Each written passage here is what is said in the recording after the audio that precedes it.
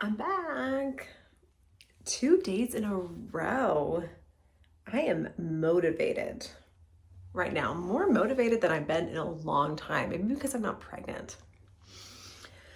But I had such great positive feedback from my last video. I was inspired to do another one. And just thank you so much to everyone who has left me a nice comment, who has subscribed, who has watched all of my videos. I can't thank you enough. I'm so proud of this little but growing community I have created here.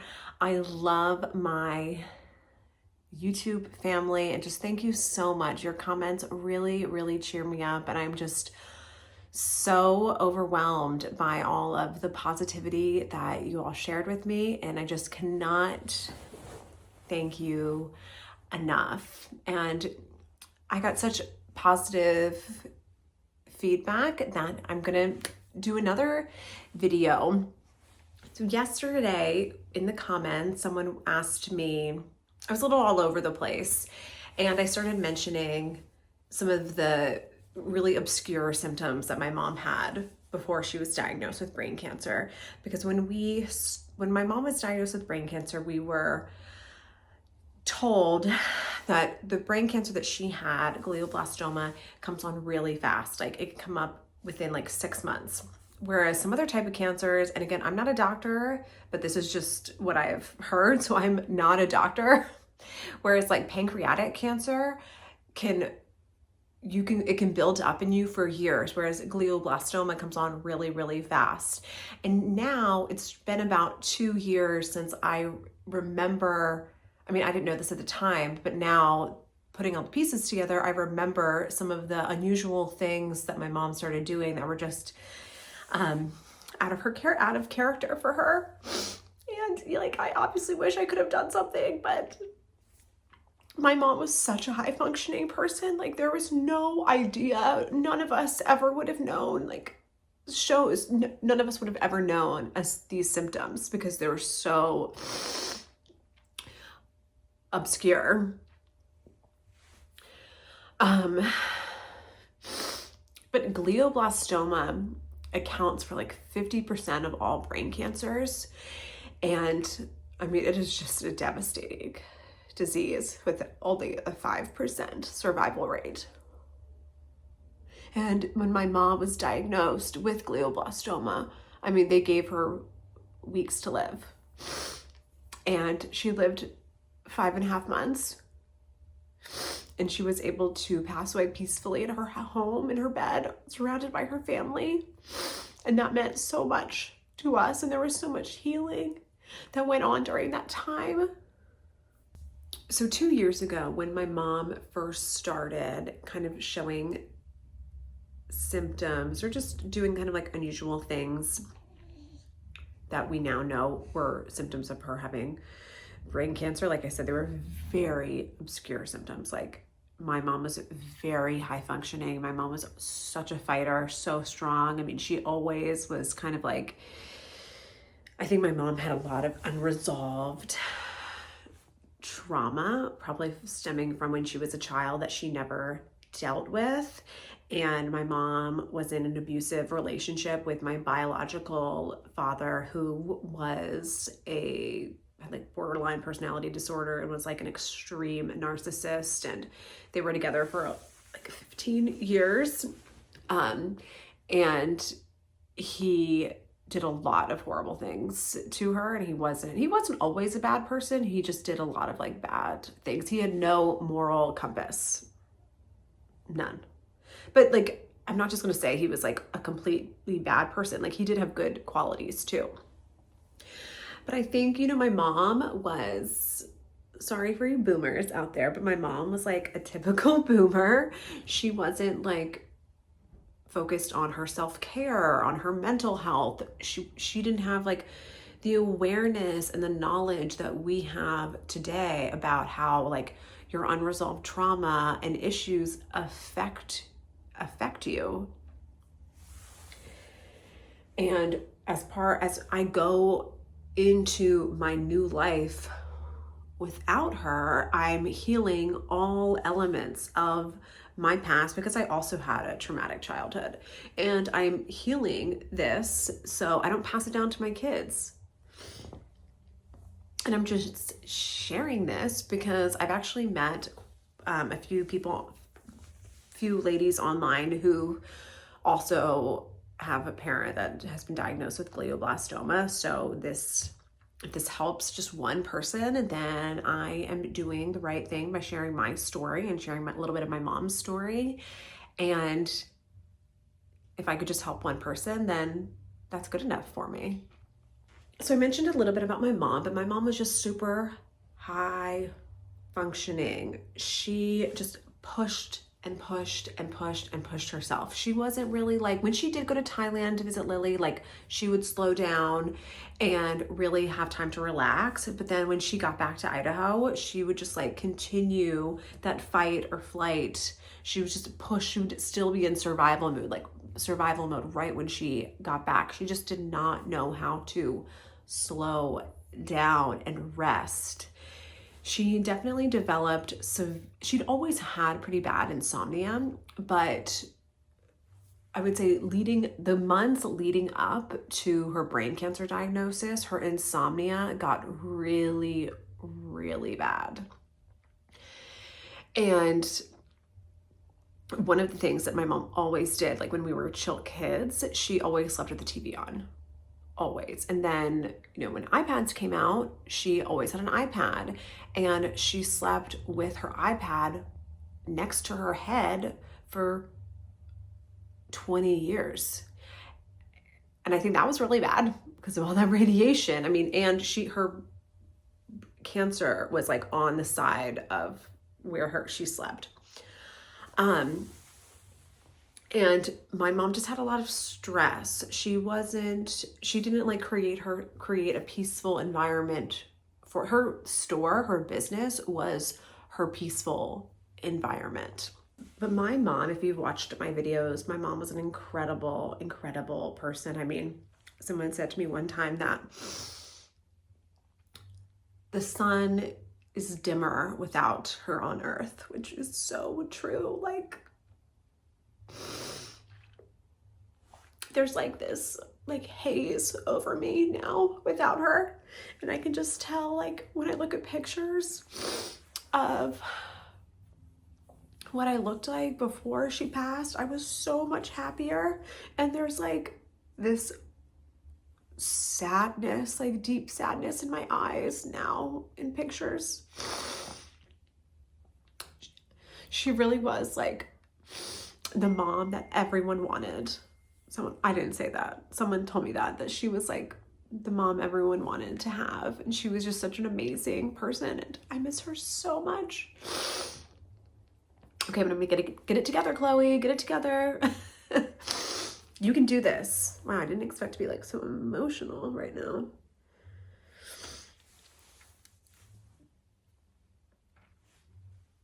And there were some other things, like my mom first got sick on a Monday was when like she first started having like severe neurological problems. And I remember that the Friday before my baby was 6 weeks old. And I remember my mom calling me like 7 times that day. I mean, and we did talk multiple times a day, but like she would call me and say, "Oh, I just forgot what I was calling you about." I was like, okay. And I just didn't think anything of it because, again, my mom was so high functioning. But those memory lapses, that was definitely a sign of the brain cancer. My mom also had very severe headaches, but then she also had headaches her whole life. And my mom also hated doctors. Like, I remember telling her when I mentioned this in my last video, I told her, I was like, "Mom, I would just be so devastated if anything happened to you." I remember telling her that quote, and her just like shrugging it off because she knew deep in her spirit that something was wrong. And my mom actually was Like there were times where my mom wasn't the most self-aware person. However, there were moments where she was very, very self-aware. And I would be able to say to her, I was like, oh, that's not right because of this. And she would be like, yeah, I shouldn't have done that. And she would be that was like a huge character switch for her. But then she started developing like really severe mood swings. And that was definitely a sign that she had brain cancer, the mood swings. But then again, I have bad mood swings because I've just been pregnant for 4 years and I've been so hormonal. So all of the symptoms were so obscure. And I keep using that word because they really were like, no, if you weren't super in tune with your body, you would have no clue what was going on. I mean, when my mom was diagnosed with glioblastoma, we watched a testimony of a woman who survived glioblastoma, and the survival rate of this type of brain cancer is only 1 to 5%. It's very, very low. And this woman, her only symptoms was that she couldn't buckle her seatbelt. And because she couldn't buckle her seatbelt, she went to the doctor, and then she got an MRI, and then the doctor told her that she had brain cancer. But if you are a high functioning individual, on top of that, you don't like to go to the doctor, you're not going to put that together. You're just not. Oh, and I want to make this very clear. Very clear. My mom and none of my immediate family, including myself and my husband, I'll speak to them, have the VAX. We don't. So stop saying that. We're not VAX. That's not it. That had nothing to do with it.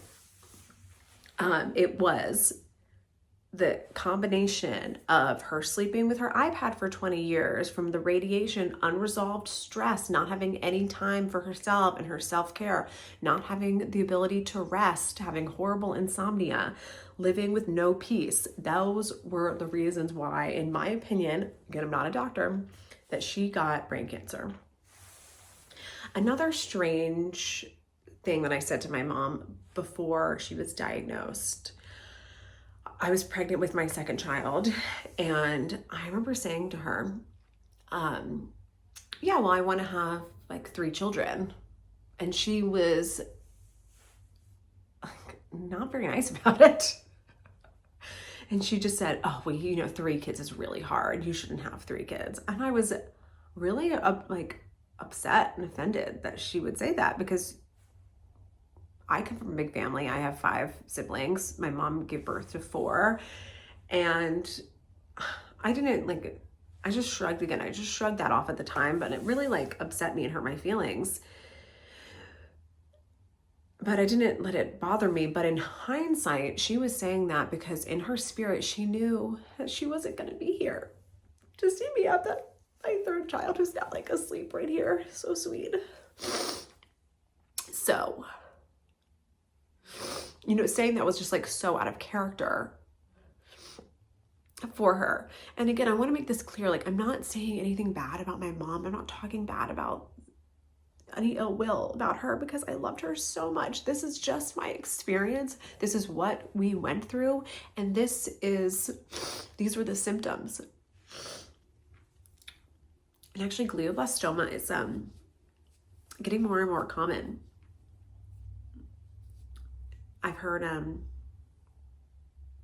brain cancers in general are more common these days, probably because of the radiation from your cell phone. Don't put your cell phone close to your ears, but also don't talk on speakerphone out when you're out and about, because it's really annoying.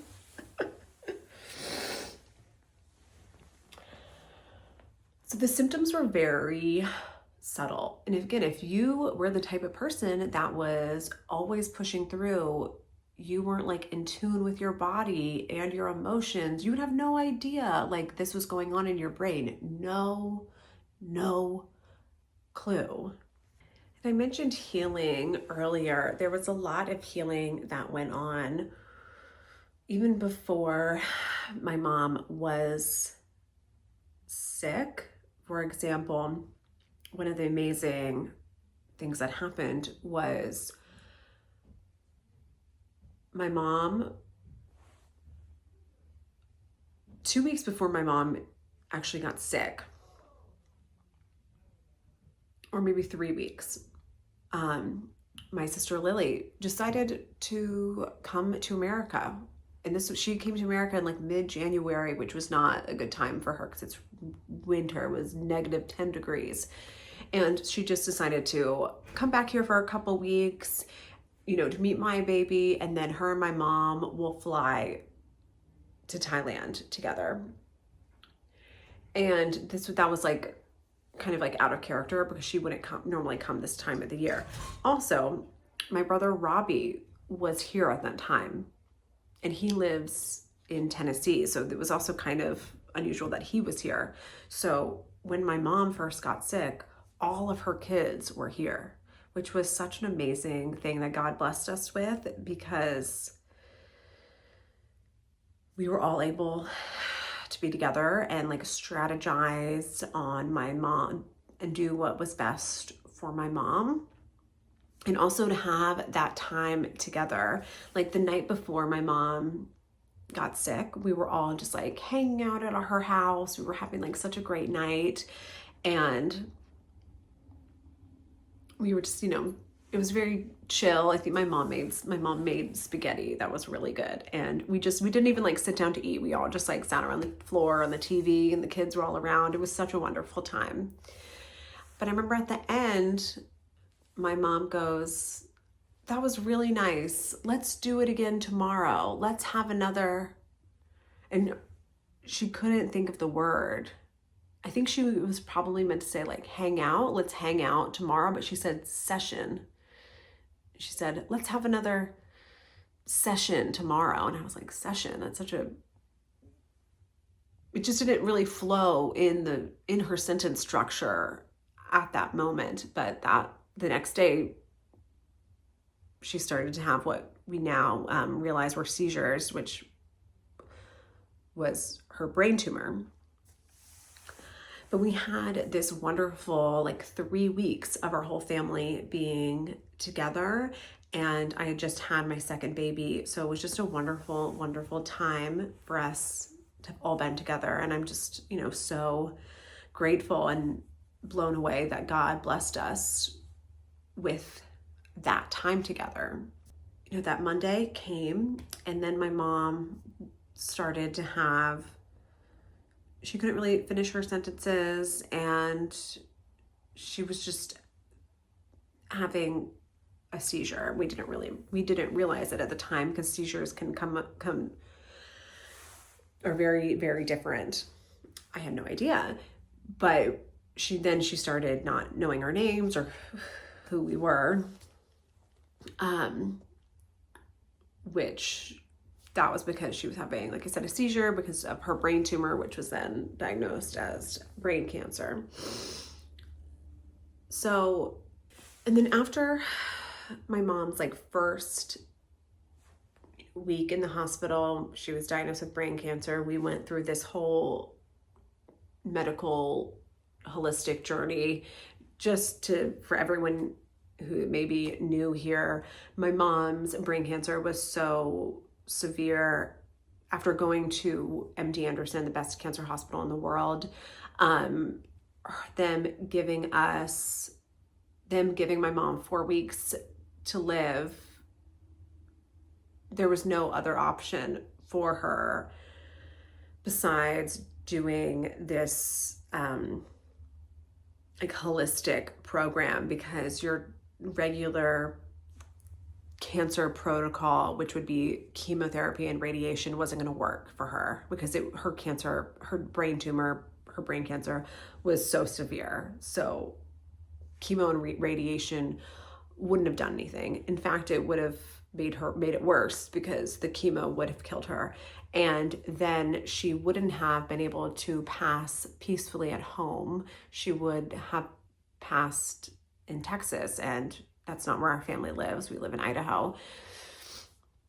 So we don't have any regrets of not doing your standard cancer protocol, because that wasn't an option for us. We did this holistic journey, which gave my mom 5 more months.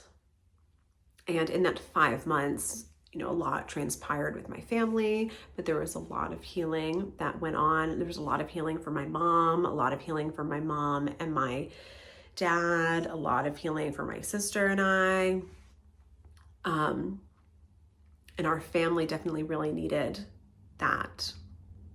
So I don't regret not doing your traditional cancer, because the chemotherapy just would have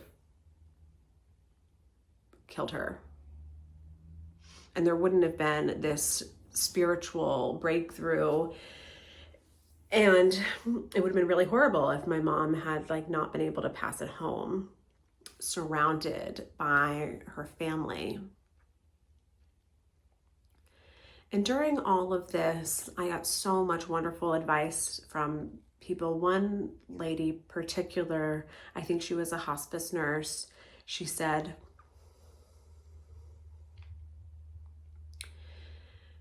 make the minutes feel like hours and the hours feel like days. And that really like stuck with me. I remember repeating that like mantra to myself many, many times when I was with my mom,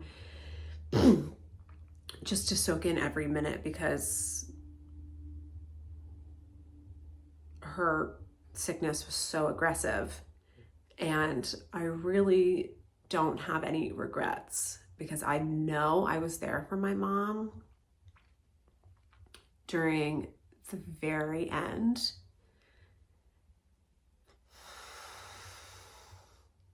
And I also know that when she wasn't sick, we had a wonderful, incredible relationship.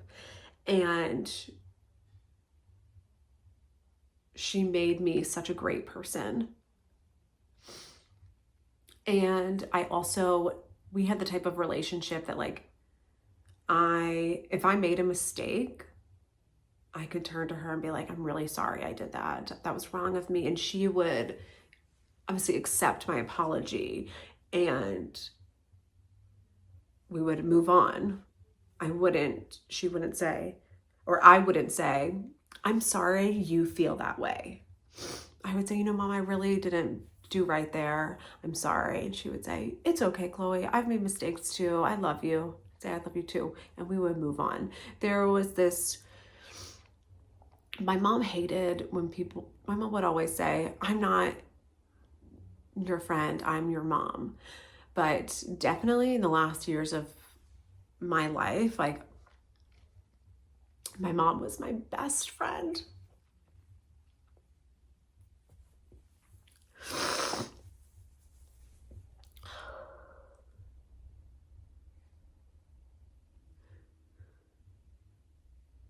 And I do have moments, of course, where I'm like, oh, I wish I did that differently. I wish I did that differently. But at the end of the day, like, I do know, like, I was there for my mom. And my mom also loved making these YouTube videos, so she would be really happy that I'm still making them. And I'm pushing forward with the business that her and Lily started. And I'm just doing everything I can for her, but also for me. And that's how she would want it. And you can't see her right now, but like, the baby's asleep.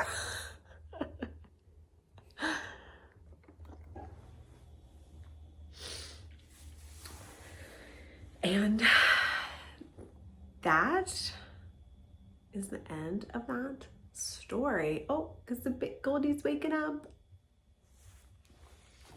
But I'm so happy I can share these moments with you, and thank you so much for following along.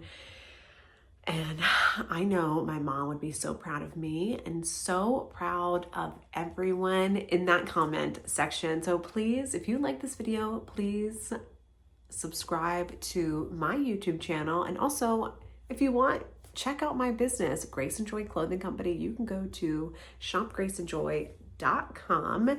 And I have so many new arrivals for fall, and I'm putting new things out every day. So go to shopgraceandjoy.com motherhood.com and like and subscribe to Chloe Simone Says.